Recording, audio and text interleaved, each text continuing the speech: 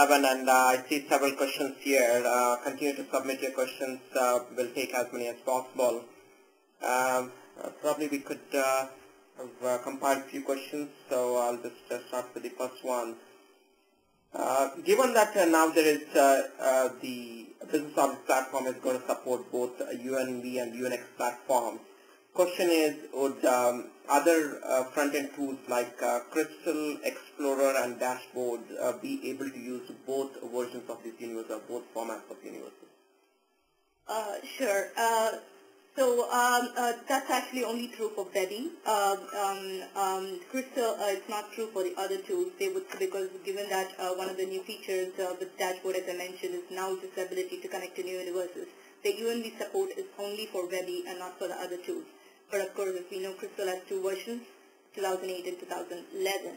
2011 and the Enterprise version. So the Enterprise version is the one that only supports to UNX.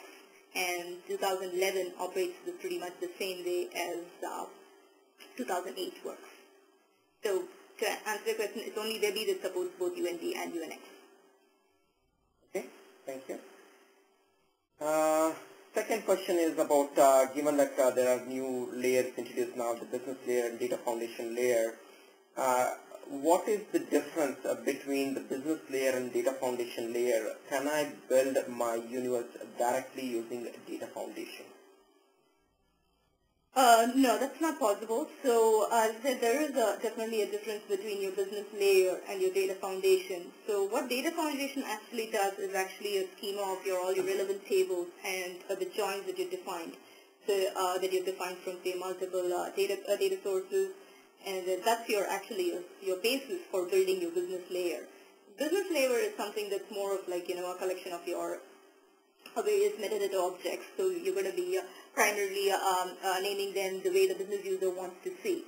So once you create a data foundation with all your table and joins, which could be done by Universe Designer. A business layer is something that even it could be primarily a business analyst who could define that too for you. So that way you actually can publish your universe on top of that business layer and not on the top of the data foundation. So there is a difference that you would need to build your universe on top of a business layer and not on the top of a data foundation.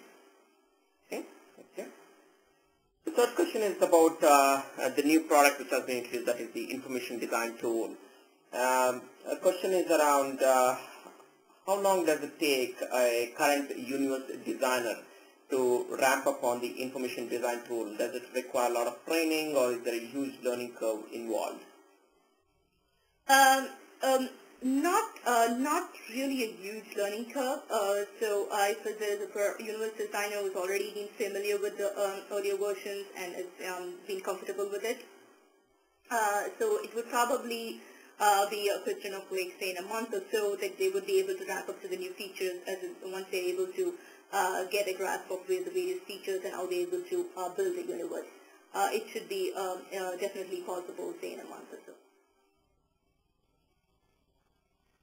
Okay. Thank you. Next question is, I think you answered this, but do we still have the support for the Excel source and Excel sheets, or basically the dashboard product? Yes. So Excel support is still there. So in fact, we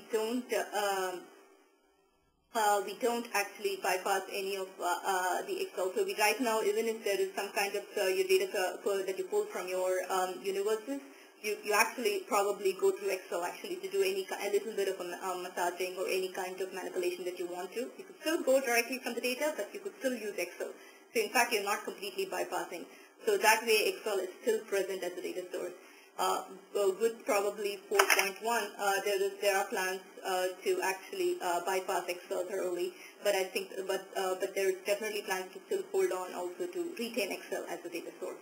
So you could actually pull from both. Okay. Next question is, does user prompt support hierarchies?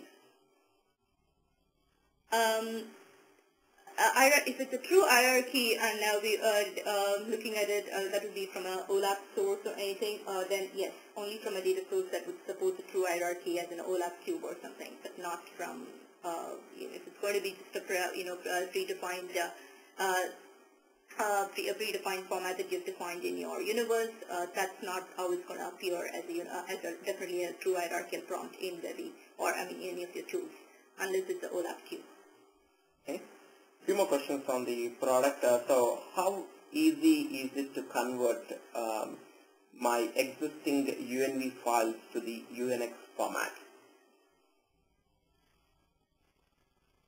Yes, converting from UNV to UNX is not very complex. There's actually a utility within the new tool that I talked about. It's the information design tool, which actually lets you convert. There is a particular facility which actually you can pick your old universes and you can actually convert to a UNX format, and that is actually necessary if you want to make any further changes to the universe. There would be limitations if you're still trying to use the older universe and not convert it. So there is actually a facility which you can actually use and convert.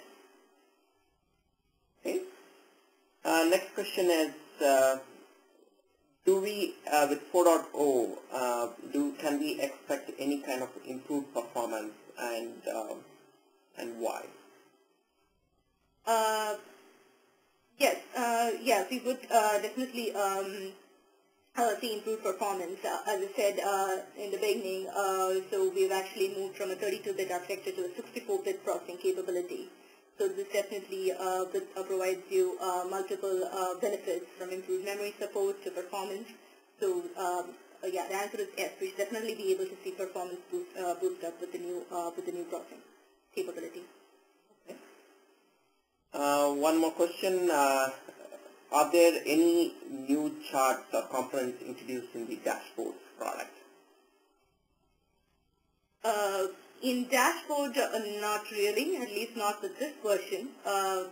We don't really have any new components or new features to introduce. It's as I said, it's only the access to the new query panel, and to add a new query from the universe directly, or the changes to the backend. That's primarily the changes. But with probably the next service pack, there is actually going to be quite a few charts and other components introduced.